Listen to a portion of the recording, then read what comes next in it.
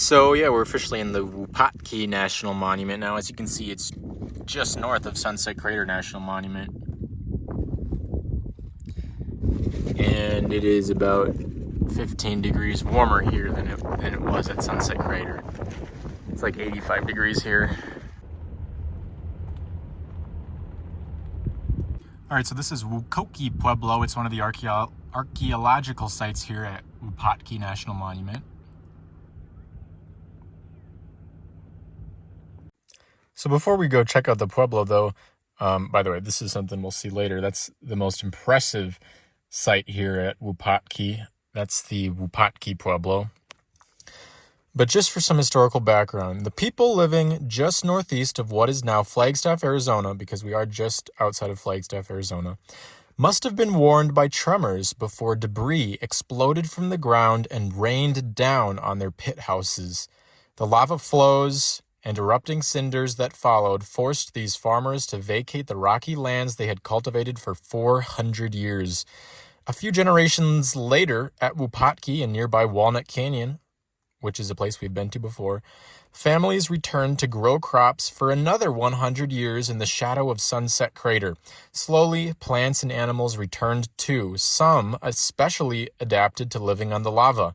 By the late 1800s, ranching and logging operations sustained the new population settling Flagstaff, and the memory of the most recent eruptions on the Colorado Plateau lived only in the stories of indigenous Southwest people.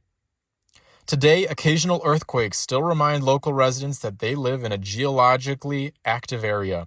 At Wupatki and Sunset Crater Volcano National Monuments, we contemplate how the environment and people change each other. That is called ecology. Anyways, there's some cool information here. Okay, now here's the pertinent part. The remains of masonry pueblos that dot the landscape of Wupatki are the most obvious evidence of the human endeavor in this expansive land. They tell of the 1100s when Puebloan peoples came together to build a vast farming community. Some of these villagers may have migrated from drought-stressed areas on the Colorado Plateau to join people already living here. With the first eruption of Sunset Crater, the agricultural potential improved because the thin ash layer absorbed precious moisture and helped prevent evaporation, and a climate change provided more rainfall during the growing season.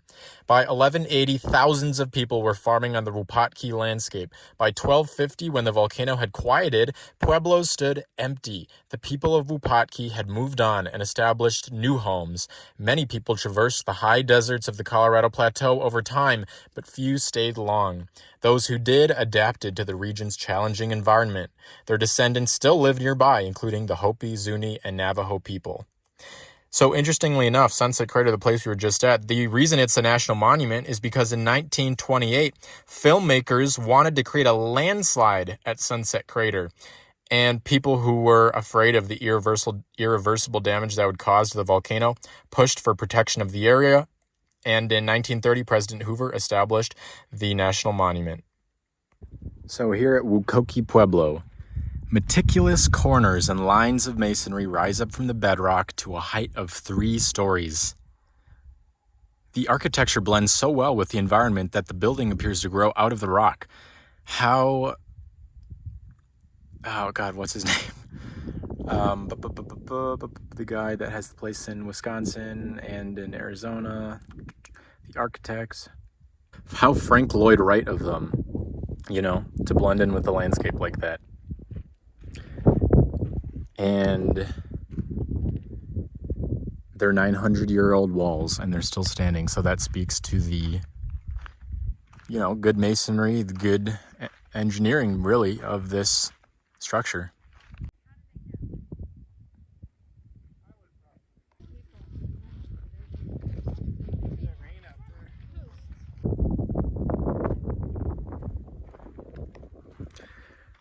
Ritual, tradition, and prayer laid the foundation for this farming community. The stonework really looks very, very clean. Clean cut, cleanly laid, very strongly laid, obviously, because this is still standing. 900 years old, the structure is at the top of this sandstone bedrock.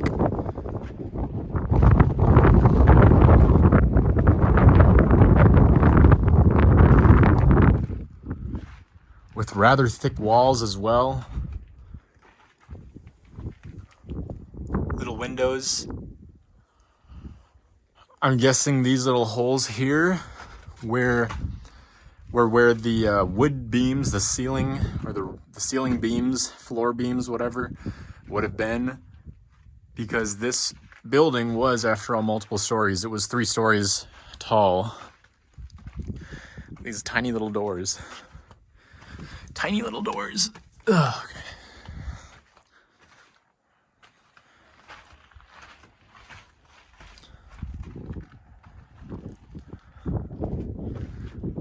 Super cool.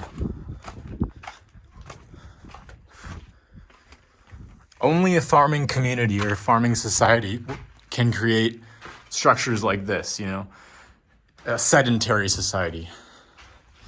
So you can see this is filled in quite a bit with sediment, because if this is where and you can actually see some of the wood, the old wood beams. If this was where a ceiling was or a floor, then, you know, it's not going to be only 4 feet off the ground. It's going to be taller. So it was probably, floor probably was down there. So it wasn't that tall. The ceilings were still rather low. But yeah, these large structures, only a sedentary community, which means you have to farm basically, could afford to build something like this. And I'm sure they have dated these structures with the help of carbon dating from the wood that was used to construct these structures. Can you imagine farming this land, living here, building these amazing structures, abandoning all of that in the 1200s, and then 900 years later, mysterious people from a faraway land are touring your home as part of a park, a national park, basically, in a country that you've never heard of, a country that didn't exist back then, aimed at, you know, preserving your culture, or your cultural constructions here. It's inconceivable to them, right? But the same thing will happen to us. I mean, at some point, our buildings will become ruins, our skyscrapers will become vacant, and whether it's aliens or whatever, they're going to look at our structures that we've built in the past 100 or 200 years the same way that I'm looking at this structure that was built nearly 1,000 years ago. And hopefully they value it as much as we value this. I think they will. I think they'll find it curious. I think they'll find it interesting, but it's inevitable. That's just how history works. So when these people farmed this landscape, it was a wetter landscape. As I had read from the little pamphlet earlier, there was a climate change that coincided with the introduction of volcanic ash from Sunset Crater, and that made for a very fertile and appropriate place to farm. And this is actually a desert wash. This flows with water, I'm assuming, at some points. Maybe back then it was more perennial. Maybe that's why they chose this spot. But there has been water flowing through here at some point, at least right below the base. And maybe that's why, I mean, there's plenty of reasons why you'd want to build on top of that bedrock, that sandstone slab. You know, a good vantage point, you can see far, but also protects you from flooding potentially, and other hazards, protects you from enemies. So yeah, very cool. You can see all this rubble down here, all these little rocks. That's rubble from the walls that have collapsed, because not all the walls are still standing. Obviously the structure used to be bigger. You can see where these rocks collapsed from. And unless this building is maintained, it will not, I mean, obviously nothing lasts forever, but this building especially will not last forever if it's not maintained, because sandstone ultimately is extremely fragile. It's very vulnerable to erosion. It's one of the softest rocks out there. So, you know, I mean, if it lasted 1,000 years, it can last 1,000 more, but it's not gonna it's not going to last as long as maybe a structure that was built out of a volcanic rock rather than one of these sedimentary rocks. You can see there are walls here that come up from the side, so maybe the structure even came out from this bedrock foundation as well. Like maybe it came down here into a lower level. Well, that was Wukoki Pueblo. We're gonna check out some other sites here. This is cool erosion here. Maybe it was natural, maybe it was from people, not sure.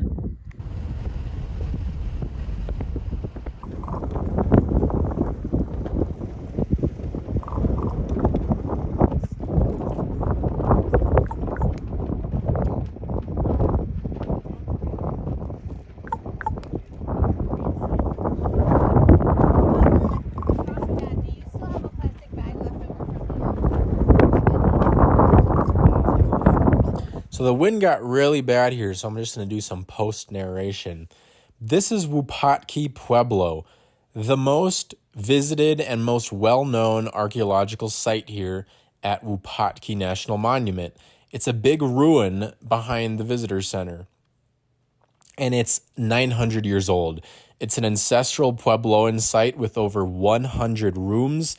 It's got an above-ground kiva, which is a community room. It's got a Hohokam-style Ballcourt, which actually is culturally Mayan in origin. It originated way south in Mexico, but I talk about that in a little bit. It's also got a cool geologic feature called a blowhole that I also check out. So what I'm about to say comes straight from the National Park Service. People gathered here during the 1100s, about 100 years after the eruption of Sunset Crater volcano, gradually building this 100-room pueblo with a community room and Ballcourt. By 1182, perhaps 85 to 100 people lived at Wupatki Pueblo, the largest building for at least 50 miles. Within a day's walk, a population of several thousand surrounded Wupatki. Although it's no longer physically occupied, the Hopi believe the people who lived and died here remain as spiritual guardians. Stories of Wupatki are passed on among the modern Hopi, Zuni, and Navajo people, and perhaps other tribes as well. Right now I'm walking down to the Ballcourt and Blowhole. So as far as we know, the Ballcourt was a game that was actually adopted from the Mesoamericans. So down in Mexico, I think the Aztecs participated in this Ballcourt game thing. But anyways, it found its way up to northern Arizona, the native people up here. And so with a lot of the settlements, the ancient settlements in Arizona, you'll find these Mesoamerican Ballcourts, like this one that you see right here.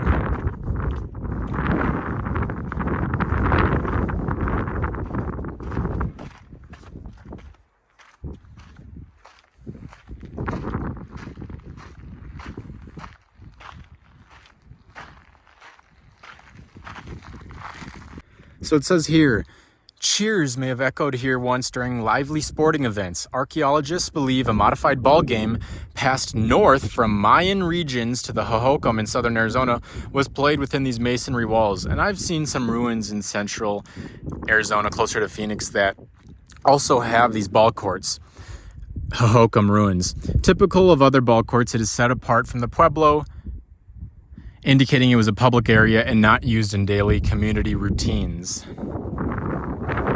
Now this thing here is super cool. This small opening or blowhole leads to miles of underground earth cracks. Groundwater has slowly dissolved limestone, creating long and narrow interconnected caverns and tunnels.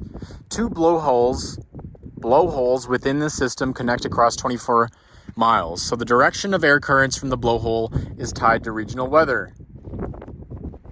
Archaeologists are unsure if this blowhole was active in the 1200s, but blowholes are spiritually significant to many indigenous people. So basically, you can see if you can feel any air coming from it. Let's see. Yeah, it's cool. It's not that noticeable today because the air actually right now is much cooler now that the storms are moving by nearby. So on a hot day, though, I could definitely imagine much cooler air with high velocity getting blown out of this hole in the ground. Here is another Ballcourt. So they had at least two of these very well built Ballcourts from the Mayan tradition. There was a complex trade network from Arizona through southern Mexico at one point. And they not only passed around goods, they passed along ideas. And this game from the Mayan tradition made its way all the way up here to northern Arizona, hundreds, perhaps thousands of years ago. This is really cool. Erosion. Once again, you can see how they used their Frank Lloyd Wright-esque construction to blend the natural bedrock and sandstone with their handmade bricks. So just another note about those Ballcourts, because I think they're super cool. Ballcourts were an important part of the ancient civilizations of Mesoamerica. So down there in Mexico, southern Mexico, Guatemala, Honduras, that area, such as the Olmec, the Maya, and the Aztec. But it was about 600 AD, around that time, that archaeological data shows the contact between the native peoples of Arizona and the civilizations down in Mexico intensified. They really built a strong relationship at that time, and there was lots of trade, not only of goods like copper bells, macaws, the birds, mirrors made out of bits of iron pyrite, etc., but also of ideas like the Ballcourt. So the people up here in Wupatki would have built Ballcourts after that time, post 600 AD.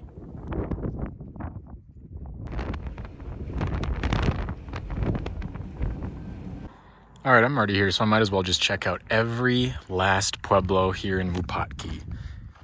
So this is the Citadel Pueblo. Let's go take a look.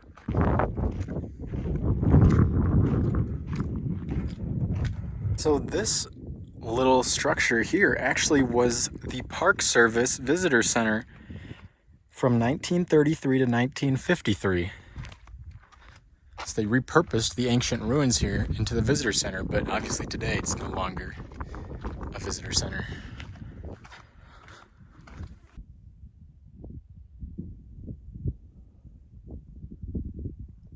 So this area is just riddled with ancient settlements. Based on archaeological evidence, this area exceeds 100 sites per square mile. And there's evidence of human occupation in this area dating as far back as 13,000 years ago. So people have been here for a long time, even though the most recent structures were constructed like 800, 900 years ago. There have been people here for thousands and thousands and thousands of years. 13,000 years ago would have been in the middle of the last ice age, basically. So this place has also faced lots of changes. And geologically, climate-related changes and cultural changes. This big chasm here that we're walking up on is a sinkhole. It's been forming over the past hundreds and hundreds of years because of an active fault that goes through this area. And it's basically opening up and getting deeper and deeper and deeper. But you can see the sandstone layers, and then there's the volcanic layers on top of it.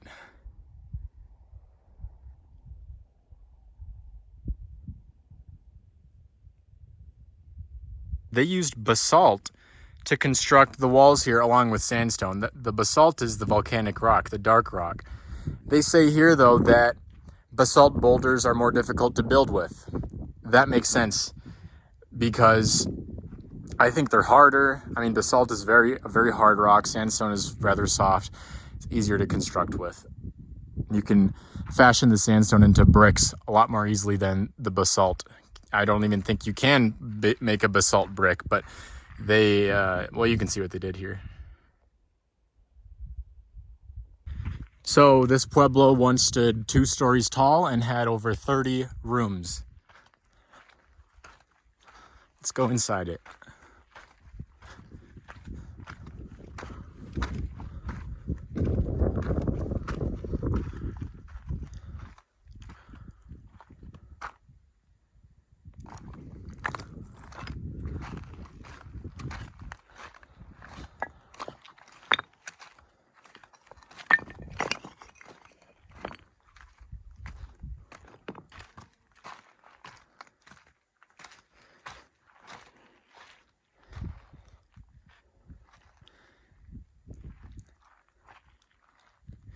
Certainly an impressive place to build something like this, and you get a great view of the peaks near Flagstaff. All right, let's go to the next pueblo. All right, we're about to see the last set of ruins on our journey through Wupatki. The landscape surrounding you experienced the end of the Ice Age 11,000 years ago. I actually mentioned that a little earlier. The climate became drier and warmer about 7,600 years ago. Natural fires routinely spread, sustaining healthy grasslands. And people once hunted mammoths. Let's see here, 900-year-old structures. We'll take a look. This is the Lomaki Pueblo and the Box Canyon ruins. Looks like there's probably some ruins on that little thing up there because I see some sandstone bricks, but coming up here on the Box Canyon ruins first. The Box Canyon ruins are typical of many pueblos found in this region. Constructed walls with sandstone and limestone and local soils were used to cement the stones together. The flat roofs were built of timber laid side by side, covered with smaller branches and finally plastered over with mud. Smoke was vented from the rooms from a square hole in the ceiling and frequently served as the only access to the room. Doorways were small and windows almost non-existent. As the rooms were abandoned, the timbers were often scavenged and used in other pueblos or burned as firewood, a precious commodity in this environment. As you look at these ruins today, they appear just as they did when discovered in the late 1800s. The National Park Service has stabilized the walls to help preserve them. None are reconstructed. These 800-year-old walls are fragile and easily disturbed. Let's take a look.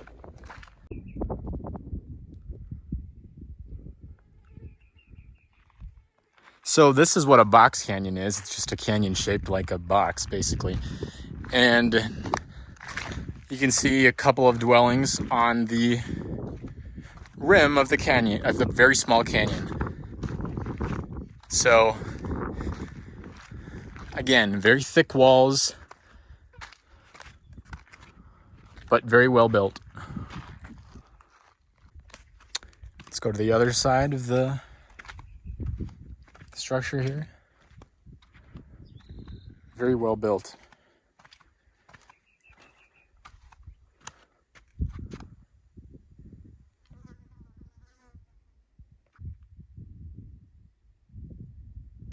So by the way, for the farming here, they relied exclusively on rainwater. There was no evidence of streams close by that could be used for watering. The Sinagua and Anasazi Indians inhabited these pueblos probably found the earth cracks to be the most productive farming sites.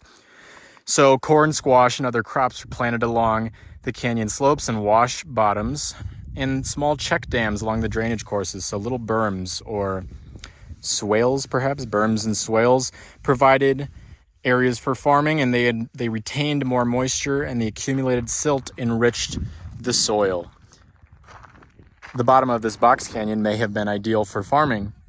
Other native plants were used as food as well as antelopes, rabbits, squirrels, pack rats, and reptiles. Animals were also used as food.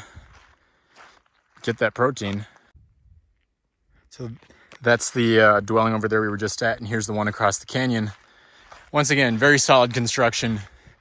Very, very, very well done. So the grasslands are coming back. For the longest time, when cattle grazing was introduced to this area, for the longest time there was no grass because the cattle prefer to eat grass and they leave the snakeweed, I think, and rabbit brush and sagebrush.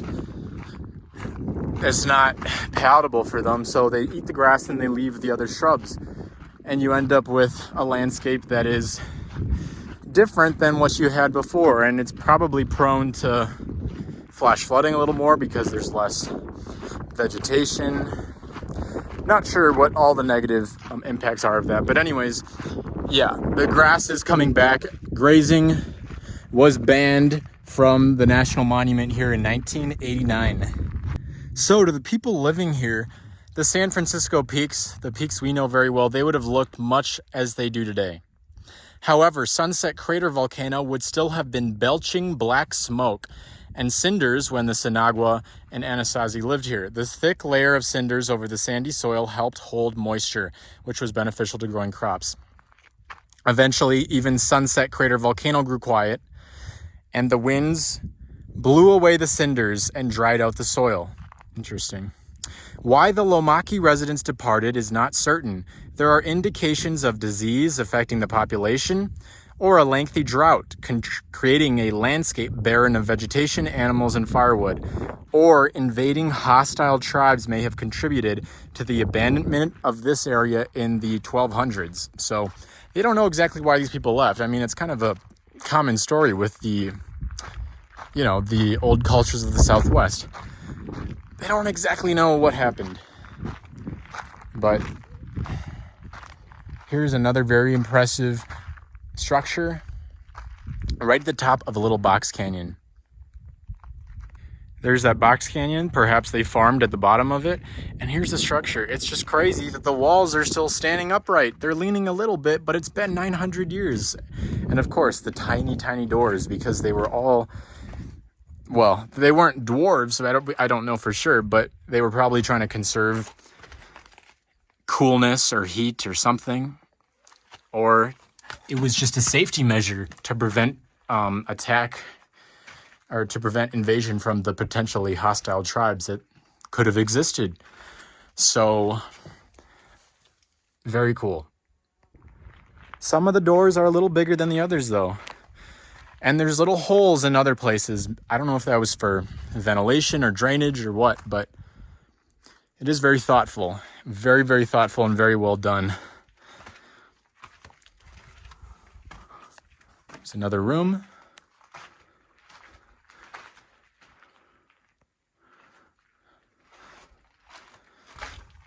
Very, very well done. You ask 75% of the population of the world today, they would not be able to, more than that, they would not be able to build something like this. And I wouldn't either. I mean, not by myself, at least. That was Wupatki Pueblo. That's the last Pueblo we're going to see. It's the last one there is here in Wupatki. It's at the western entrance. So we're going to exit to US Highway 89 and then take our short drive back to the San Francisco Peaks where Flagstaff is. So thank you guys for watching. I hope you liked that video.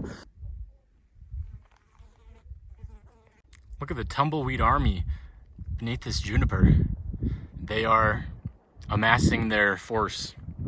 So there's all sorts of ruins here that are unmarked and not on trail or anything, but you can see them from the road.